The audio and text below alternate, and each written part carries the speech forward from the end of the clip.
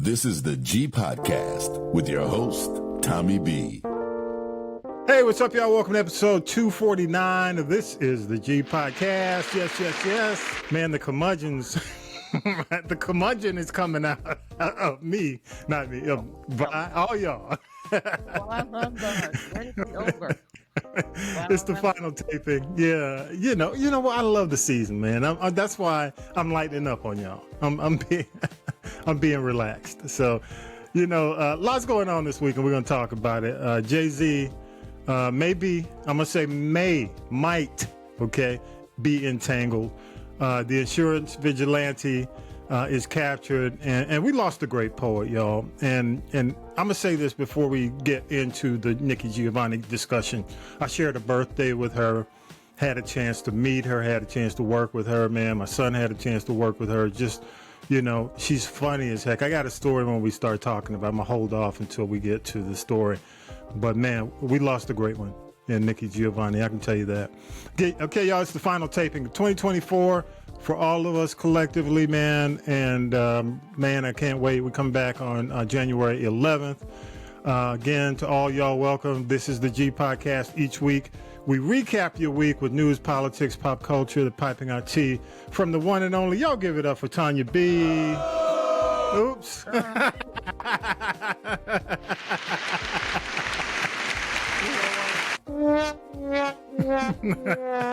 Sound effects are going crazy, Tanya B. I'm sorry. How you doing, Tanya B? Let me get it right. The one and only Tanya B. That's how you do it. What's up, Tanya B? How you doing? I'm doing, getting my holiday menu together and just waiting for this year to be over. I am the queen of bah humbug. I'll admit it. I hear you. I'm gonna ask you why at the end. I'm gonna ask you why. Okay. All right, y'all give it up for the one and only. He is here, calling me whatever he wants to call me. Y'all give it up for Vi, the country commentator. Yes, Mayor Pro Tem of Columbus, Georgia. What's up, man? How you doing? I'm Tommy B. Everybody know who Tommy B is, don't I hope so. If it were up to you, they wouldn't. But what's up, Tom? What's up, country commentator? Inbox, I'll let y'all know. Inbox. Okay, all right. Yeah, y'all inboxing. See what decade he answers in. Yeah, there you go. Y'all give it up for the one and only Brain Supreme, Talib Shabazz is in the building. Talib, how you doing, man? What's up? I'm doing great. You having a good season? Everything good? Well, yeah. Everything is progressing. Okay. It's progressing. It's progressing. Okay, good. All right, y'all. Hey, we got a lot on the menu. So what I'm going to do is just go ahead and jump in the mic and we'll do the headlines. We got a lot to talk about. Definitely want to get some good feedback from y'all. So here we go. News team, assemble! It's time for the Week in News with Syracuse Mike. Oh, yeah, and let's go ahead and get into it. There have been a number of rumors that several other high-profile celebrities would be caught up in the Sean Diddy Combs scandal. Now a woman who alleges that she was sexually assaulted by Combs has amended her lawsuit to include Jay-Z as a defendant. The lawsuit was first filed in October against Combs. Sunday, the woman added hip-hop giant and businessman Jay-Z, whose real name is Sean Carter. He's been added as a defendant in the civil lawsuit. Yeah, I don't want to talk about it right now. Let's do a few more stories and we'll come back to that at the end. But Trump is admitting everything right now. Now that he's won, let's go ahead and get it. He's already admitting he can't do anything about the groceries. Project 2025 is his favorite, and he's going to implement it. Yep. And of course, tariffs. In a wide-ranging interview on NBC's Meet the Press, President-elect Donald Trump was asked about his proposal to place tariffs on Canada, China, and Mexico. And how about products and goods coming to the U.S. from countries hit with tariffs? Mr. Trump said he can't guarantee American families won't pay more. I can't guarantee anything. I can't guarantee tomorrow. But I can say that if you look at just pre-COVID, we had the greatest economy in the history of our country. and I had a lot of tariffs on a lot of different countries. Trump also said on his first day back in office he's looking to start issuing pardons to rioters from the January 6th insurrection at the U.S. Capitol. This dude, you talk. Liar. And that was the Damn. Bowling Academy, not yours. That's what I'm talking. It's just hilarious. It's just, let me stop. It's the holiday. 'Tis the season. Let me stop. And if y'all want to see why Vi has a smile on his face. In sports, we now know who made it to the first 12-team college football playoff. The top 4 seeds are Georgia, Oregon, Boise State, and Arizona State. So you happy, Vi? Yes. I knew you would be. I knew you would be. All right, so I mentioned I call him the insurance vigilante. So here we go. They were calling him a person of interest. He is 26-year-old Luigi Mangione, and authorities are questioning him in connection to the fatal shooting of United Healthcare CEO Brian Thompson in New York last week. Mangione was being held on firearms charges in the town of Alatoona, which is located in central Pennsylvania. New York Police Commissioner Jessica Tisch explains how he was found. The suspect was in a McDonald's and was recognized by an employee who then called local police. Responding officers questioned the suspect, who was acting suspiciously and was carrying multiple fraudulent IDs as well as a U.S. passport. Mangione's last known address was in Honolulu. You know, the interesting thing about this is this guy's family has money. I mean, he's a lot of money. Go ahead, Tanya B. Repeat that one more time. Look at who his new attorney is, one of the most high-powered, hourly billing rate attorneys in the state of New York. Is the wife of, I think, the person that's defending Diddy. Also, what's interesting is his grandparents left him some ridiculous inheritance, and if he is found guilty of this crime, he doesn't get the money, but he comes from money. Yeah, I mean, his grandfather owned elderly housing, and was involved in that, and came here as an immigrant. And built from nothing. No, he came here like I think he's Italian or of Italian descent. Yeah.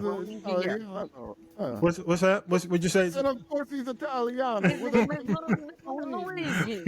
Yeah, but did y'all know his history a little bit though? No, what do you mean, country commentator? He said he had that disease, spondylosis.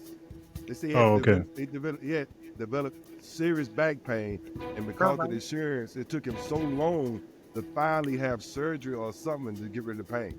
Yeah. And he wasn't with this healthcare company, right? But he looked at this healthcare company because they're the biggest. They're the biggest. Well, they're not only the biggest, but they have the highest rate of rejecting people's claims. So yes. People have been suffering because they wouldn't approve the claim for them to get, really much needed medical treatment. So he was mad at it too. Yep, so true. So we'll see what happens, but it's interesting. You know, how people are, again, I say vigilante because a lot of people look to him as a hero. Know? Mm-hmm. Yeah, wow. I mean, you look at the memes. Have you seen, Talib, you've seen it, right? The memes, people. Oh, people are. Some famous people have called him a hero, and that's a little scary. I think that's a bit much calling him a hero. Yeah. Yeah. Yeah, there you go. This is like prison break. Yeah, he killed the guy in cold blooded. That's a bit much. Oh, but I didn't hear you. Talib. What'd you call him? Talib? What'd you say?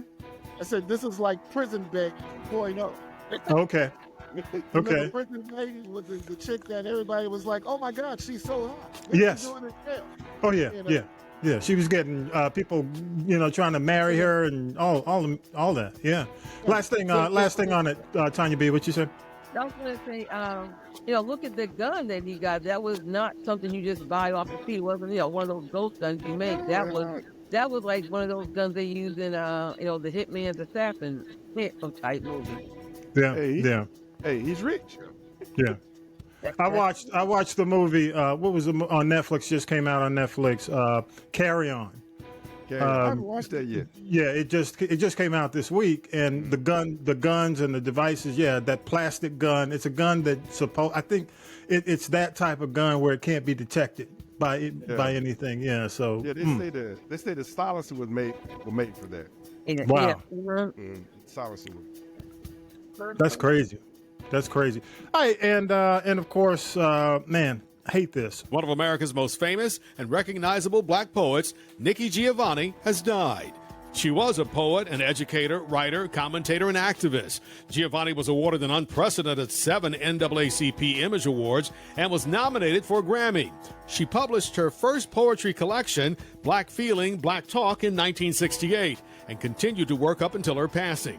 A book of poetry titled The Last Book is set to be released next year. Nikki Giovanni died Monday after a third cancer diagnosis. She was 81. I am so glad we're getting one more work, out of her for 2025. And I'll tell you, because we're old enough to remember, whether we were, too young to know what was going on, but we were in the era of the Black Renaissance, the Black creative Renaissance, when you had Nikki Giovanni and the works of Gwendolyn Brooks. All those works were, just happening and front and center during the late 60s and the 70s. And I recall, she spent time in Atlanta. She was in the West End, the West End Shrine of the Black Madonna.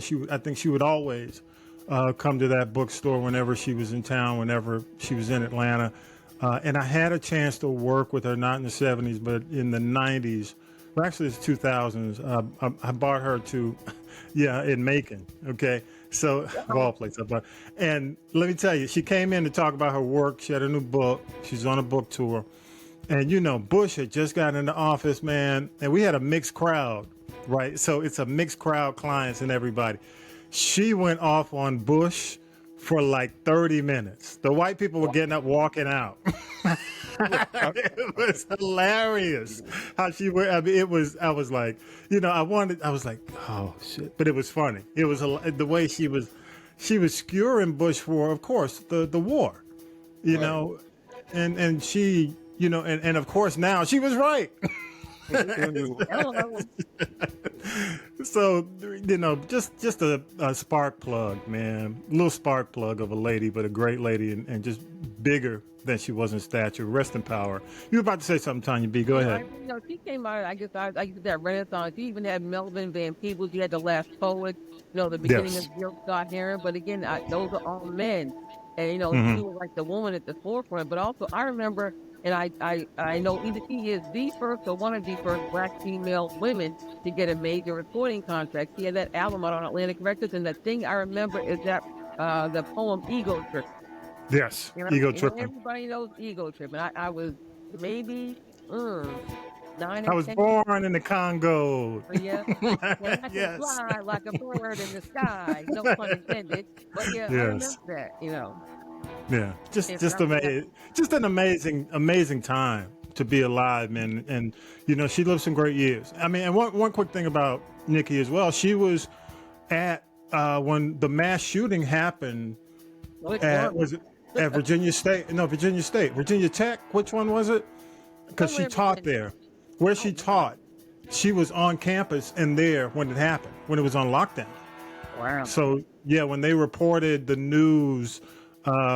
She was on the news. I think she was, giving her take on it because she happened to be on campus when the lockdown occurred. Yeah, like in the, definitely, it was before 2010.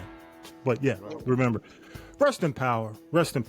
Yeah. Hey, so got to ask you, we held off on the Jay-Z story. And I'll start with you first, Tanya B, because, you do the T. But I want everybody's take on this. What are you feeling about this whole Jay-Z, the allegations? Well, here I say, I did go and I watched that NBC interview, and a few things kind of caught my attention. Now, this woman says it happened when she was 13. She's now 38. But my thing is, you're on the spectrum. Do your parents not monitor your activities a lot more closely? Because I'm like, where's the mama? Number one. Number two, she talked about how she got away from Jay-Z and Puffy after they took turns on her, and she went to a phone booth. Where remains to be seen. But moreover, she said she called her dad, and her dad came to pick her up. The dad said she has no recollection of that. Okay? Yeah. The person that allegedly drove her the 5 hours from Rochester down to this party at the VMA, the court is no longer alive. And then she's claiming Diddy's limo driver told her to go to the party. So, not to say that people that are that have autism, and I know there's many different levels of it, that they don't have any, memory retention. I'm not saying that. But again, what 13-year-old has the mental capacity to go 5 hours, get a ride, go to this party, and if her dad came to pick her up, it might have been about 8 or 9 o'clock the next morning. Your mother didn't call the cops and say my daughter's autistic and she's missing. She didn't come home last night. So there's just so many inconsistencies in this whole thing. And the fact that she comes up out of Tony Busby is like the worst case scenario of a check chaser. Ben Crump is a church mouse compared to him. Yeah. So, and I heard this was part of the 1-800, the 1-800 Diddy number. It came out of that, correct? Yeah, but I think Busby was also like cherry picking people he thought might have, had a story. This woman was all. Nobody wants to, have their clock cleaned or the wig split, but she's not revealing who she is, and her voice was altered. I will say that much. But like you said, was this? And I didn't see it. Was this the NBC? This was the NBC interview. And the thing is, if you're going, it's criminal. It's serious. Civil means you just chasing a check. And when you think about check chasing, I know I think of Ben Crump, but now I just think of Tony Busby, and I don't have any empathy, not sympathy. I have no empathy for that man. Well, my kids are getting threatened. You know what? That's the price you pay when you made the decisions that George did. So go over there and sit down somewhere. And I think this is they're gonna poke more holes in her story than switch me, and I kind of think it's gonna go away. And as Roger Goodell said, they're not doing, and Jay-Z has not been proven guilty at this moment, but neither has Puffy.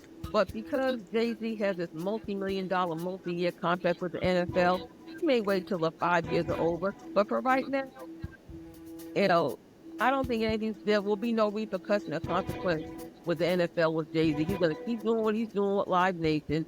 And, he's got like that machine and some others behind him to kind of protect it.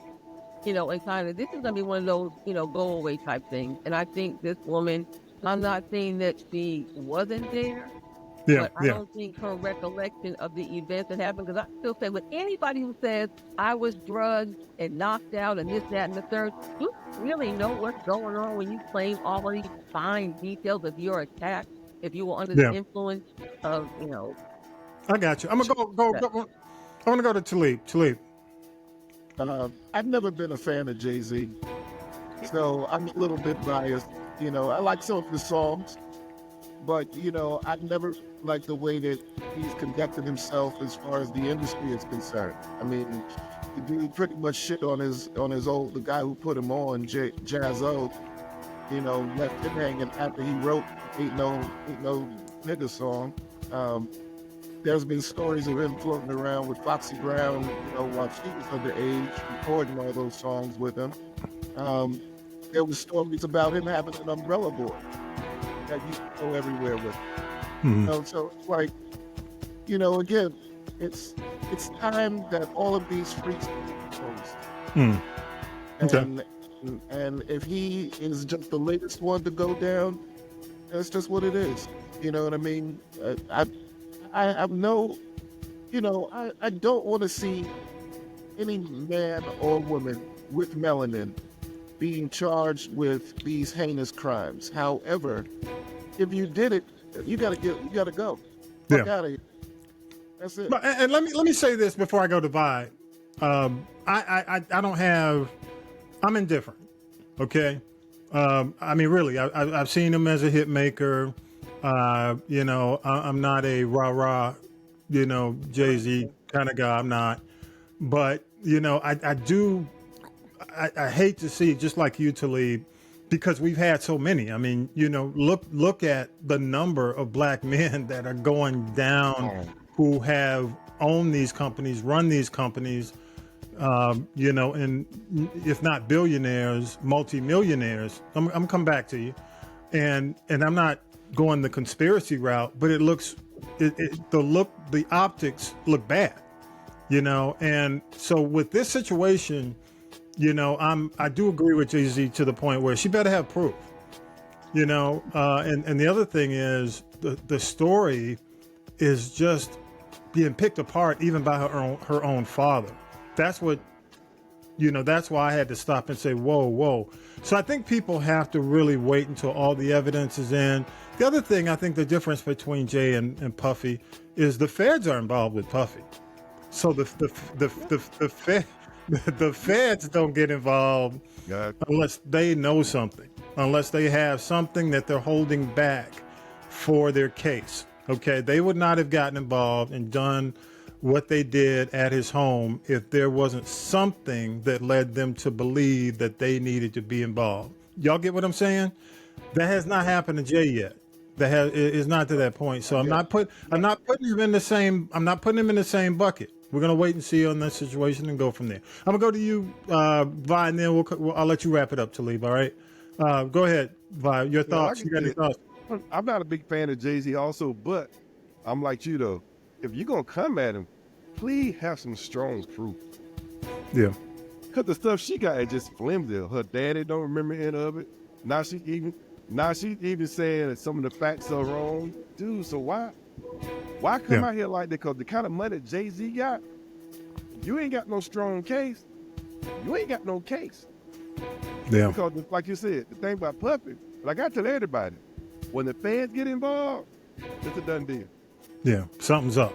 So when the Fed bring it out, the Fed don't bring it out unless they know they got you. Yeah. So I'm with, if Jay-Z did do it, I would like to be, if he did do it, I want anybody who did that kind of stuff, they need to go down. If they did, they need to go down. But don't come out unless you got some strong proof. And the stuff they got on Jay-Z, man, I'm not even hearing it right now. I'm going to go to you, Talib. Wrap it up for us, Talib. Yeah, I just want to say, what is the expression? Power corrupts. Oh, yeah. And then absolute power corrupts absolutely. Yes. That's what we're really, really looking at here. Yeah. People thinking that they can get away with certain things because of the Teflon money protection, or, I've done this and I've done that. I've bought this person off, that person off, and that's what we're really facing now. There are going to be a lot more people whose names are mentioned as these things continue. So don't be surprised. My thing is don't take a side. Let's just wait and see what the evidence produces, because, nobody wants to falsely accuse anyone of doing anything. No. I'm not saying that Jay-Z is guilty. What I'm saying is there's enough smoke around this guy to say that there is a fire somewhere. And if they can find it, then great. Get him out of here. If they can't, then leave him alone. Yeah, I agree. I'm with you. Because, on the other note, when you're at that level, you deal with this all the time. Quite frankly, there's always a blackmail plot somewhere. If you're on that level, if you're a billionaire, you got blackmail plots daily, and you have a fixer to deal with it. And that's pretty much it. And you either pay them off or you do what you have to do to squash it. That's what billionaires do. That's part of being a billionaire or a millionaire in some cases. So yeah. Go ahead. Last word on it, Tanya B. No, people at that level are always moving target, and everybody's not going to like you. So we know that you are in a fishbowl under a microscope. So I think they tend to take leave of their senses sometimes and forget that everything they do is magnified times 10. Yeah, agreed. But everybody, it's just crazy to me, and I'll wrap it up. It's just crazy that everybody wants Jaguar to be right. Everybody wants, no pun intended, but they want Jaguar right to be right. That's the crazy thing about this, how people despise Jay. You know what I mean? They just want this to be true. They're like, oh, we got that nigga now. We got him. Oh, yeah. They want him. The person that put her on to go down. So where's the logic in that? There's more to that story, and she's not being forthright about it. But don't you think? Do y'all get that vibe that people just want this to be true? Yeah. Because people love to see people. People love to see people fall. Right. Wow. Damn. That's the word. that's the world we live in. People love to see people fall because they're jealous for one thing. Yeah, so true. Even if it's not the jealousy thing, it's the gossip thing. They Yeah. want to have something to talk about. You know what I mean? Let's give them something to talk about. No, but that makes money. Go ahead, It Dan. makes money. Yes, You know? exactly. It makes money. Even the clickbait makes money. True or not? Yeah, so true. So true. So true. All right, Tanya B, you ready? I guess so. Speaking of gossip. Now then, children, it's time for tea. It's tea time, y'all. Sipping the tea with Tanya B. All right, Tanya B, what you got? What you got? You know, we talked about the Jay-Z thing. We don't talk about Puffy, but I will say that, you know, there are so many cases against him. I lost count. There's 3 more that came out this week. And you see that he's decided not to rescind his appeal. Appeals are expensive. And I think he finally realized, you know, played his last trump card, so to speak. He's not getting out of jail, and that's all there is to it. So, as Cat Williams said, hold on to your wigs. There will be more names revealed in 2025. Wow. Well, and that's the reality of it.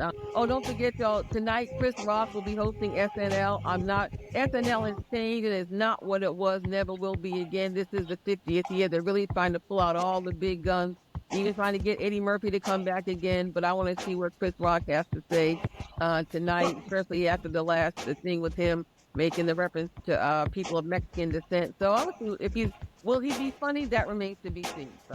But you know, it's interesting they paired him with Martin Short. Martin Short's on too, right, with him tonight? Well, you know, they're bringing back every week. There's somebody from the past, past, if you will, that they're incorporating. So, you know, where's Tracy Morgan? You know, there are other people of color besides Chris, Eddie, you know, and God bless Kenan Thompson, you know, and some of the more high-profile people that we know. There were other black folks on this show. So Garrett, go ahead. He's the OG on that show. Yeah. He's an original OG. Where is hell is Garrett Morris? Why haven't they just give the man whatever he wants? He's 84, 85 years old. Give him what he wants and bring him back and give him his flowers. But I do have one question now about Chris Rock and being on SNL. Is that why Will Smith dropped that single? Yes. Is that why he dropped a new single yesterday? I'm just asking. Is he the musical guest too? No, I forgot. No, but Will Smith just dropped a new single, and it's good. It's actually good. Animated video and all that. So I'm wondering the timing. I'm like, oh, okay. You on it, right? But let me tell you. Effing with Chris. But they will he's 2 steps away from being a preacher. So no, he's doing the church tour now. I call it the redemption tour. So we shall see. You know, this whole thing, you can make it, and okay, whatever. I got you. Okay, let me see. Jamie Foxx, I'll just be real quick. Okay. He said he had the visions of Diddy, and he talked a lot about it. People are giving him 5 on it. People are wondering if, I know this was taped in October. It came on earlier, last week, and people are wondering how he got a Golden Globe nomination so quickly. But Golden Globes, I call them the drunk people awards. People sit down, they drink, they talk smack, and they, you know, have a party. So I wonder how seriously people actually take a Golden Globe anymore. You know, but you know, let me say this, and I don't know why we got feedback, but I want to say this about the Golden Globe. They have movies nominated, even the Academy Awards. They haven't even come out yet. So yeah, it's very likely. You know, you know, people haven't even seen the movies, and they're nominating the movies. So, you know, it's always about how much they spend for your consideration to these organizations to be nominated. Quite frankly, I'll be honest. That's why. The one thing that got me about this whole Chris Rock, and he's talking about, you know, he's always been grilled for only dating, you know, European women. Jamie Foxx, yeah. And nobody, he's being toured now after Katie Holmes. He only wants to date black women. Let's see how long that lasts. Or was that just a joke? You know what? He said something funny after he said that. He said, I forgot what he said. He said he's done with white women for now. But then he said in public. In public. Exactly. Except for Katie Holmes in the world that they That's fucking picked her up and exactly fine. He except for Katie said Holmes, in yeah, public. Katie He Holmes, said in public. and you had the girl that the blonde when he had his stroke. You've never really Yeah. seen him in public with anybody black. You've never really seen him in public with his baby mamas, and clearly they don't look Yeah. like us. They're not like us. Well, So, you have to look at his kids, yeah, and that's I nothing rest against his my case. kids. I'm No, just saying, No, you I know. rest my But- case. I rest. Yeah. But I will say this because I'll go ahead and give my 2 cents on the special, the Netflix special. It was very good. I mean, and that's the thing about Jamie Foxx. What Jamie brings that other comedians can't bring. He's so diverse musically. He's done so much. I mean, you look at the music he's done. You look at it's crazy that he's anti-Puffy, but he hadn't said a word about Kanye because the songs he did. You know what I'm saying? But I'll leave that alone. But the point is, it was really emotional when you sit there watching it, and the amount of times he shouted out Atlanta was just mind-boggling because Atlanta, and he kept saying, "Atlanta saved my life." You know why? Piedmont Hospital. Yep. Go ahead. No, like you said it. Piedmont Hospital. And then Yeah. the Shiver Center, they saved his life. They cracked his head and they saved his life. Yeah, So Piedmont Hospital may charge you a woof. They may charge you a rip, You can afford it. And that's but you what getting out. healthcare You is. leaving. Unlike a few, but I won't mention because I was born there. But I'll leave it at that. But I will say, I know they're coming for me. I'm not. Look, I ain't talking nothing because I was born there. I love Grady. Okay, especially the Grady curve. Okay, but I gotta say this, y'all. When it came down to the tears, do you think the tears were real? Oh yeah, said it was real. The man almost died. Yeah. Almost died. Absolutely. So even his daughter, when we were singing that song, when she left, you can see the tears coming out her eyes. Yeah. It was emotional. Yeah, it almost. And when you come that close to death, yeah, I think it's real. Yeah, it was emotional, man, and it was funny because you get a lot of his beliefs, and then he go back to cussing again. But it was really, you got the real him. And the funny thing he was talking about when he was sitting in the tunnel, and the tunnel was warm, and he said, "Am I in the right place?" He said, "I don't want to see the light. I want to see the light." Then he looked down the hall and the light. Yeah, he looked down the hall and saw Diddy with the baby bottom.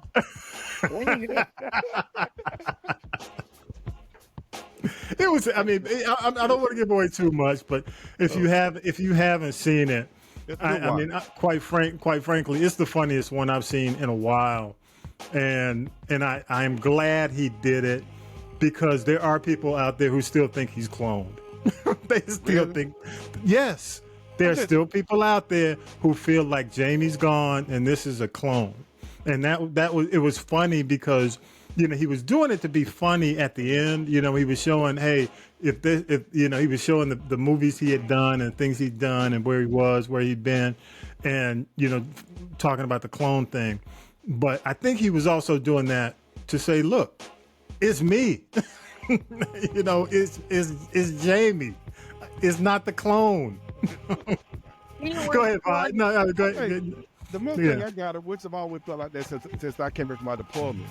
Yeah. Life. If you living, if you got life and you got family, that's precious. Yes. That's precious. Life and family is precious. Nothing's more important than that. You got life and you got family. Enjoy. Yeah. So true. Don't take it for granted. Throw it back to you, Tanya B. I was gonna say, I think that whole clone thing, he's just trying to remind people to help him return his investment on a movie he made called They Clone Tyrone. So I'll leave, I'm gonna throw it to you. So leave, I know you got something. Come on. No, I don't watch that. I don't have Netflix, so I can't really speak on this one at all. Yeah. Jamie Foxx is just one of those guys. Again, I've never really been a big fan, but I've liked a lot of his work. I think he is extremely talented, and he is somewhat funny, but you know, when he used to start to get on the gay jokes, and you know how he looked in Prince's eyes. I was just like, let me turn this channel. Yeah. You know what I mean? So, yeah, you know, of course, I'm glad that he is in good health now. Mm-hmm. You know, I never understood the fascination with the white girls, like in particular the ones he chose. You know what I mean? Like Katie Holmes. But you know, you got to keep in mind the dude's he's from Terrell, Texas, and a lot of that depends on who you grew up around and what your influences are, and depends on what high school. I mean, you know, I will remember I was in Dallas when he was coming up, you know, and he came to our station, and we had a guy, y'all know Russ Parr, you know, Russ was doing mornings, and he was on Russ's show, and he was talking about Terrell, you know, and all that, and how he grew up. And it was early in his career. He just started really coming off the Wanda Living Color thing. He wasn't a multi-million-dollar movie star, you know. So yeah, I tend to think it's probably how he was raised to look at him like that. So I'm gonna leave it at that. What else you got, Tanya B? Because we got some other stuff to talk about. What other stories? I talk about, you know, there's a movie that's coming out in the spring of 2025. It's called, depending on how you look at it, it's called High and Low, or The Highest and the Lowest. It is reinterpretation of a movie from the 60s. And ASAP Rocky, Rihanna's baby daddy, is the star of the movie. The co-star is Denzel. Don't know quite how that's going to work out, but anyway, it's based on a true story, and it's focused on, believe it or not, focused on the music industry. Denzel plays a music mogul and record label owner whose daughter is kidnapped by these bums that think they've kidnapped his son. So it's coming to Apple TV spring of 2025, Spike Lee joint, and Jeffrey Wright's in the movie. That should be interesting. I do enjoy his Love work. that. And Love that dude. Also the overrated slut rapper Ice Spice. Yes, I call her that. And what's interesting is A$AP Rocky, you know, again, plays the son of a music mogul. But why they had to name his character Young Felon, I don't quite understand. They could have found 90,000 other names. But Young Felon just gives me a throwback to all my wasted tax dollars on this YSL case. Yeah. So, but you know what? A$AP's a good actor. He really, I mean, I've seen him in a couple of things, and he's really good. I'm trying to think of the movie. It was a Netflix movie. But he was in it, and his character, I mean, he really did a good job. But the thing I like about what Spike's doing, Spike has done, because you know he studied film. Right. So this is a Japanese film, just like he did Old Boy. If you're familiar with the Spike Lee movies, Old Boy, one of my favorite directors, Takahashi Mike. It's a graphic, like brutal movie. The original. He did Old Boy, remade it. So he's remaking another Japanese director, which I don't know if I get the pronunciation. Is Kurosawa is the last name. Akira Kurosawa. And the novel was in 1959, because he did the original movie based on the 1959 novel. So I'm looking forward to it. I think it's, you know, because I like that part of Spike. If y'all remember, what was the movie where he did with Clyde, the bank heist movie with Denzel? Inside Man. Oh yeah. I mean, Inside Man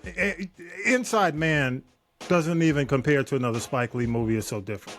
So I'm looking forward to this. I think if you know Inside Man, it kind of feels like it's going to be more like Inside Man, which is really an excellent Spike movie. You know. So go ahead. No, I mean this will be the first time that Spike and Denzel will work since Inside Man. So it's going to be interesting to see how that goes out. We know Denzel's doing Gladiator 2. He's doing Broadway, and he apologized to Ryan Coogler because he spilled the beans on the next Black Panther. Yeah, I'm looking forward to it. A24 as a production company does really good work. They do weird movies. They do horror movies. So it's going to be interesting to see how weird this movie is going to be. It's not going to be a horror movie, but it's going to be High and Low, no, isn't. It'll be interesting just to see how they, take it from in the original from '63. Instead of Denzel being a music mogul in that movie, that character was a person that owns like a shoe company. So it'll be how they take it and reinterpret it will be interesting. But Spike Lee usually does it. Like he's had some hits and some misses, and hopefully this will be a hit. And Denzel keeps saying he's thinking about retiring, but every time he says he's going to retire, he picks up a new project. So I think that once he feels comfortable with his children taking over the reins, I think he'll just kind of sit back and just say, "You do that." Well, if you can appreciate that Tarantino trash, you can love Spike Lee. I'm gonna leave it at that. That's my little controversial line for the day because I can't. Here we go. For multiple reasons, but I used to the early stuff, but no. What else you got, Tanya B? Go ahead. Quick, I know we talked about how Flavor Flav was tossed out of the Rockefeller Center the Christmas tree lighting, and it's really crazy because NBC did hire him to do social media. Now he got there late. The overzealous rent-a-cop had no idea who he was, and they go to throw him out. Now, to me, NBC pulled a mussy move because instead of saying, we're sorry, we apologize to Flav, they made the Today Show, which had little to do with the Christmas tree lighting, except they were present. Had the Today Show issue an apology and invite Flavor Flav to come on the Today Show. I'm like, really? What? That was a wuss move to me. Yeah, I mean, I like what Flav is doing. As a matter of fact, Flav is on Blue Sky. And he's like trying a to lot. He is like the tour guide. When you come in, you see if you follow Flav on Blue Sky, he recommends who you should be following. he has like his list of Blue Sky has this thing where you can create these lists and you can basically post it, and if someone like clicks it, they can just follow everybody on the list automatically. So he'll make his recommended list and he'll say, hey, here are the news people you should follow, here are the entertainment people you should follow. I mean, Spike is really, I'm sorry, not Flav. Yeah, Flav and his whole game in terms of his involvement with the Olympics, his investment in the Olympic team, he really is, becoming like Snoop Jr. Yeah. I mean, it's a great way to reinvent yourself for sure.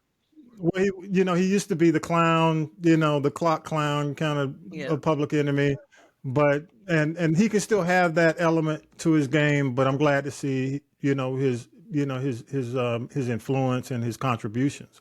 He's being recognized. Go ahead, Talib. I was living in Vegas when Flav opened his fried chicken restaurant, and it was actually right down the street from the Sam Ash where I was working over by UNLV. Mm-hmm. And I went there. I was there for the grand opening. I probably ate there at least twice a week. I really wish Flav would get back to the chicken. Wow. Would that answer my question? Chicken that was good. I mean, exactly. It was primo. I like the fact that Flav has been able to stay, I hate the word relevant, but Flav has been able to remain plugged in. Yeah, plugged in, definitely. Whoever his agent is working hard because Flav always had the job, and I love that. Even with the Flavor of Love thing, you know what I mean? I watched it because it was Flav. Yeah. I don't watch reality TV on a regular basis, but I used to love to. When we see somebody that we want to see more of, we have to throw support behind it, even if content is kind of questionable. So, but I'll say this, and I want to move on to the next thing, Talib, but I do want to say this about Flav, man. He's a smart cat. I mean, he really truly is talented. He's even musically. I didn't know he was like what do you call him, a prodigy. Yeah, he's concert pianist, really. Yes. So it's like when you get into Flav's background, and you used to seeing him running around with the clock. Yeah. He and Chuck wrote all that stuff, but he really, he's a smart guy, man. He knows what he's doing. He understands the business. He understands exactly what he's doing. Truly. Yeah. And there was one time where I actually met Flav at the NAMM show.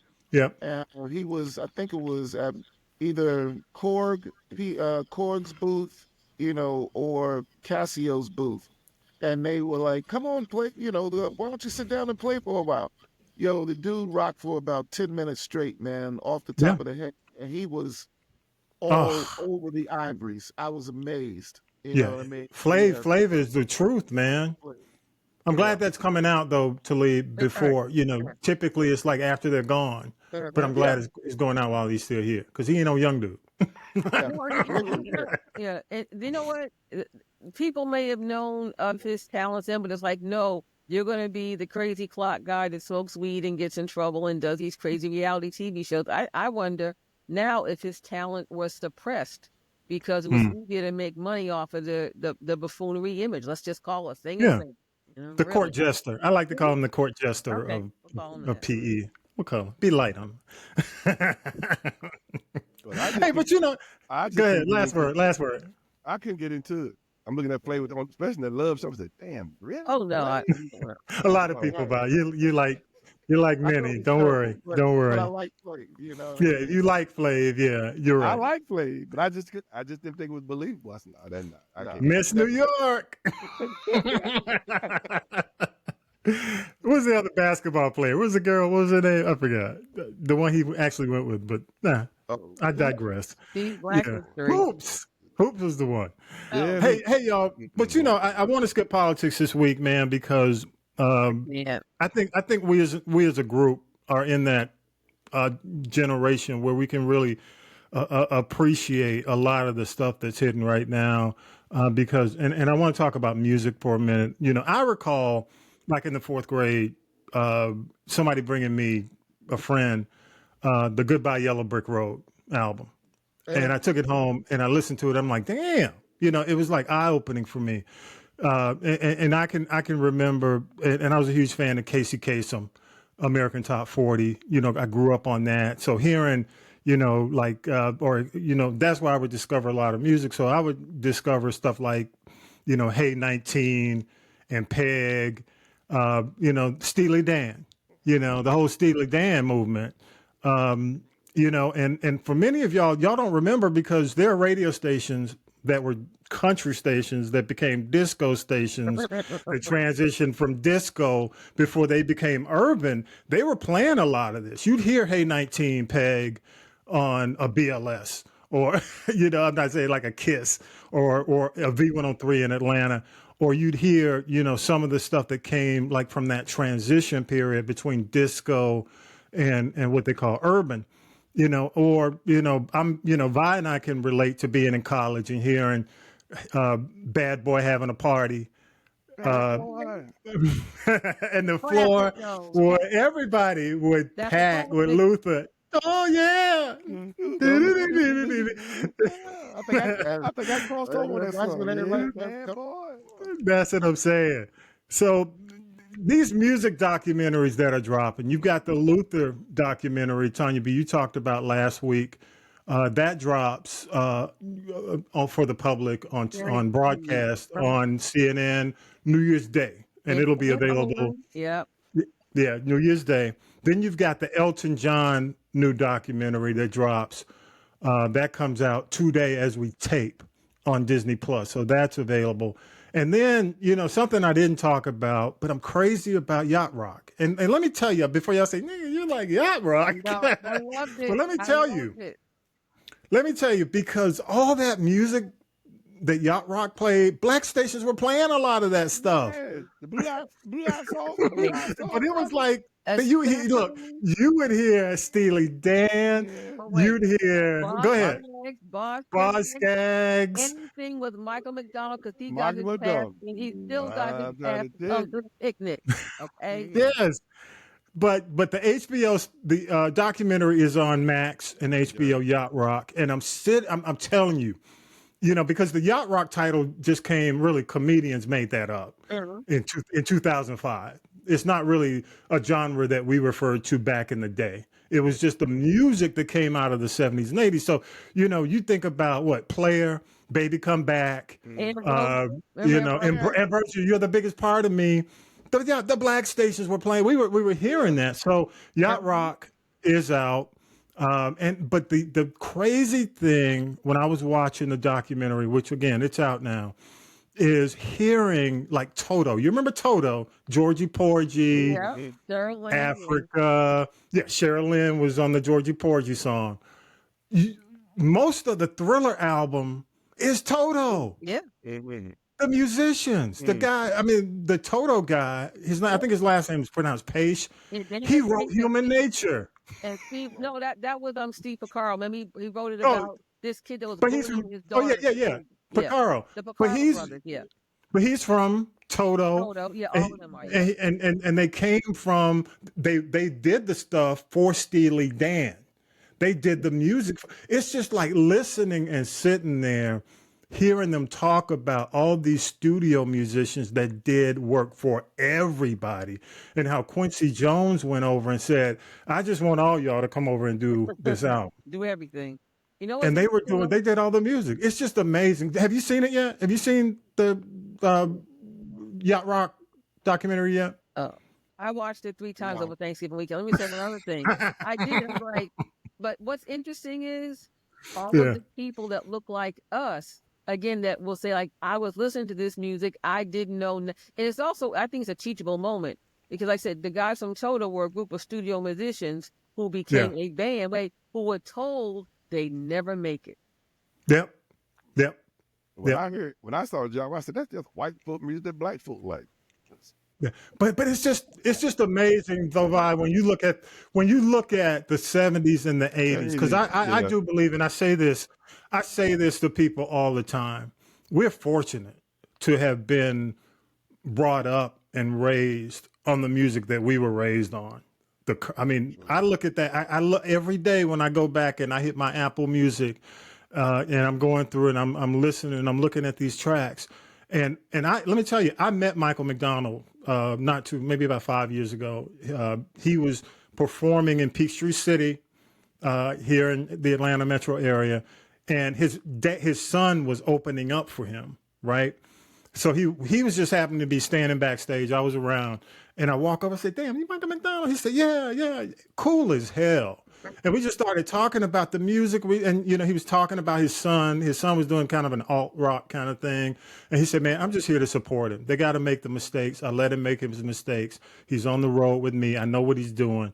But it was just so cool how this guy was. Because here's a guy who worked Patty on My Own, who did iconic freaking Dewey Brothers Minute by Minute, and taking it to the streets, all that shit I listened to as growing up, and a little chubbier, a lot grayer, but just cool as hell, and work with Quincy, how well they knew Quincy and how well they work with Quincy. And, it's just amazing. It was just mind blowing, the impact that it had on just building that Thriller album. Flav, you had your hand up. Go ahead.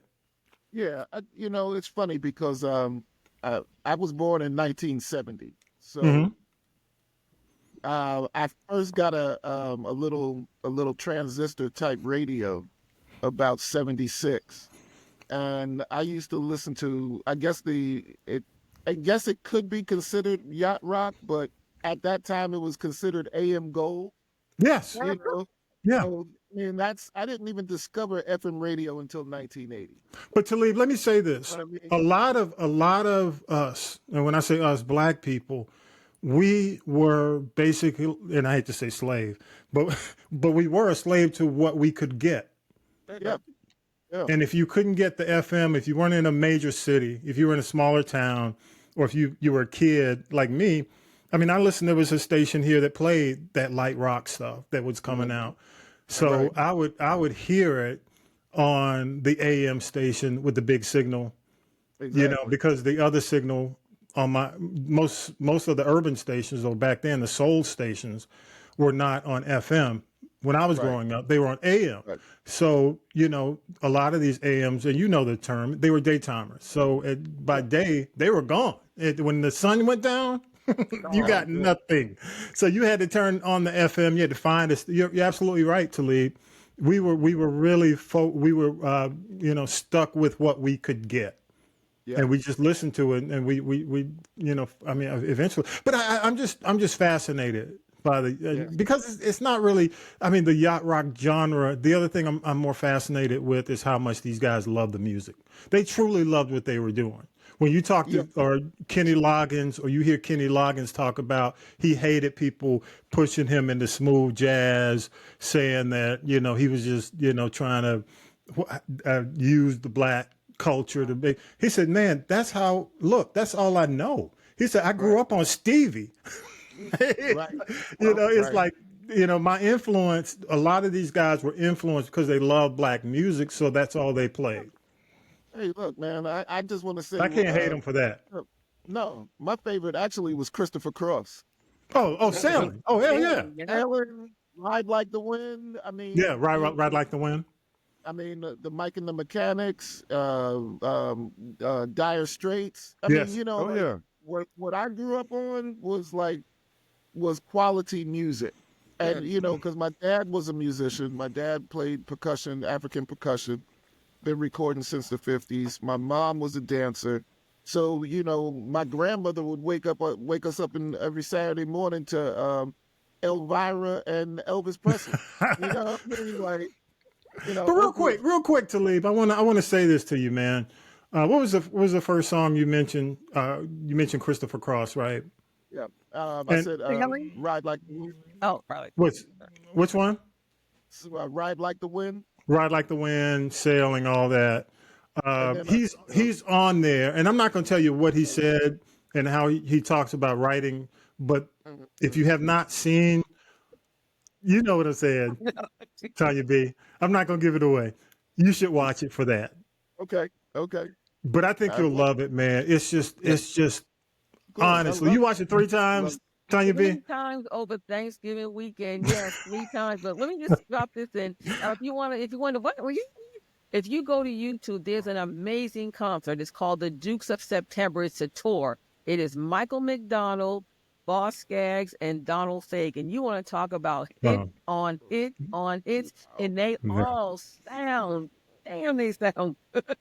Yeah, it's amazing. Yeah. When I was about Doc, I said, Yacht Rock, where was that? I ain't never heard no Yacht Rock. I just like the music, but I never heard the Yacht Rock term until I saw the documentary. The Yacht Rock thing was a bunch of comedians in 2005 just did a little thing. They were playing kind of how do you call it? It was a parody of that sound. So they called it Yacht Rock just to, you know, to give it a name, you know. Okay. But hey, y'all check it out. I mean, I'm not here. I got no skin in the game. I don't work for HBO, but damn, it just brings it all home. If you grew up around it and you grew up on it, it's just like, oh wow. I was just sitting there like the whole thing, just walking like, oh damn. Yeah, that's why I kept watching it again. It just gave me another playlist to play. I said, I can put Yacht Rock. Hey, you know what? I can't if I say it, my you know what may go off, but my favorite is Yacht Rock Essentials when I'm in the car, when I'm stressed. Yeah. Can you play Yacht Rock Essentials? All right, y'all. Glad to know that. There you go. All right, y'all. Hey, love your thoughts, man. Go to the castropolis.net. Won't be finished till after the first of the year, but the QR code on all of our recordings is there. You know, you can choose the people poll. You can leave, you know, your voicemail, do what you need to do there. And don't forget, support the podcast. Do, you know, basically whatever you can. We appreciate it. But we'll be back after the first of the year. The tapings begin again on January 11th. We'll be back. We're on Blue Sky. We'll still be posting on social media between now and that time. But check us out and make sure you support. Tanya B, thank you so much for everything you do. Make sure you have. And Tanya B, real quick, in 1 minute, what are you cooking? Today or for the holidays? What's kind of the general holiday menu for you? It's everything. Well, we're starting this weekend. We're starting with stuffed salmon with crab meat, spinach, and shrimp. And then next weekend I'll do all Christmas Eve appetizers, basically seafood based and somewhat healthy, some not. And then for Christmas we're doing traditional Christmas dinner with the turkey and the stuffing and the candied yams. I already got my greens, the traditional, my 6, 7, 8 mac and cheese. And then again for New Year's Eve, we'll be doing seafood boil, and that'll be lobster, clam, shrimp, crab, and whatever else I make. And I've got this great new recipe, y'all. Howard, are you listening? Cornbread. Hey, don't send it to us. Send it to us. But what's it called? What's it called? I got cornbread biscuits, and I got sweet potato cornbread. Baby. Talib, go with your shout outs, man. All right. So my first one is in loving memory of Linda Duval Headley, my older sister, who passed away on Monday. Unfortunately, I've lost both of my older sisters now. So, definitely rest in peace to her. Wanted to say what's up to Regia Shabazz. It's been a little over a year since I've been here with the This Is the G podcast crew, and I definitely have her to thank for it. So I wanted to acknowledge that. And I also wanted to say that there is a documentary on Tubi now called Welcome to the A. It was done for the 50th anniversary of hip hop. And it was on Peachtree TV, but they've now moved it over to Tubi. 12 episodes. I'm in about 5 of them, so I want everybody to go and check that out. Check it out. Good stuff. Good stuff. Mm-hmm. Yeah. I'm on Tubi. Tanya B, shout outs. What you got? This is your girl, Tanya B., your host and curator from The Birdwire, also a member of the gang of This Is the G podcast. And from my home to yours, I wish everyone the best blessed season greetings. Happy Kwanzaa, Happy New Year. Call somebody you love and tell them that you love them. And also want to send a shout out to everybody who supports this podcast, that supports the Birdwire. Special shout out to my sisters, Darla B and A.B. and the DMD, and all the independent artists that I love to support on the Birdwire. Good stuff. Ice Buck. Did you get the Christmas song? Talib, again, thank you so much, man, for everything you do. Vi, thank you so much for everything you do, y'all. And with that, episode 249 is in the can. Appreciate y'all, man. Peace and power to the people. Y'all have a good holiday. Season greetings. Merry Christmas, Feliz Navidad, and Happy Kwanzaa.